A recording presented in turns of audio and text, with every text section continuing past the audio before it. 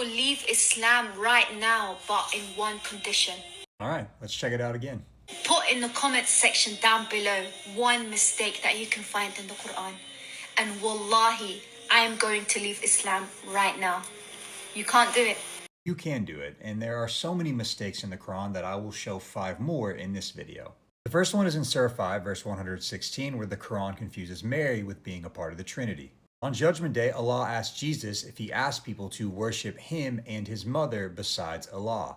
And here we see the confusion. Christians have never worshipped Mary as God. Why would Allah ask this question to Jesus? It's an obvious no.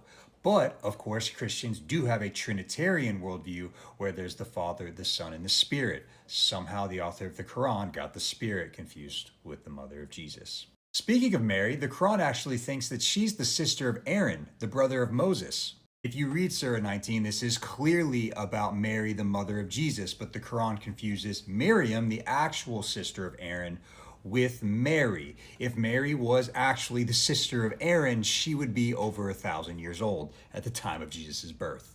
And you wouldn't believe it, but the Quran actually doubles down on this, calling Mary the daughter of Imran, which is the Arabic translation of the name Amram, who is the father of Moses and Aaron. I know what you're thinking. This is really bad.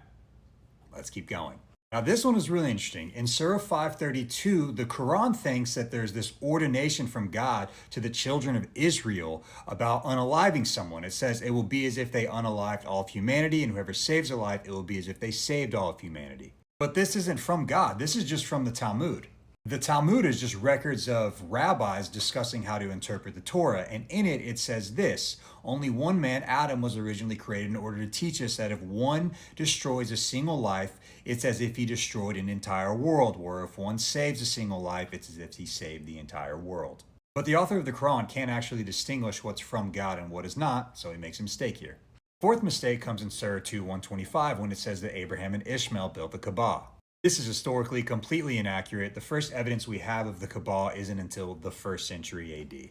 This is a complete fabrication in the Quran. It's more than a mistake, it's just made up nonsense. And the last one I just think is kind of ridiculous. It's Surah 67:5. It's the idea that God made the stars in order to be missiles to stone eavesdropping demons. So the stars are actually these things to protect us from the demons. And yes, the Quran doubles down on this. It says that we have adorned the lowest heavens with the stars for decoration and for protection from every rebellious devil.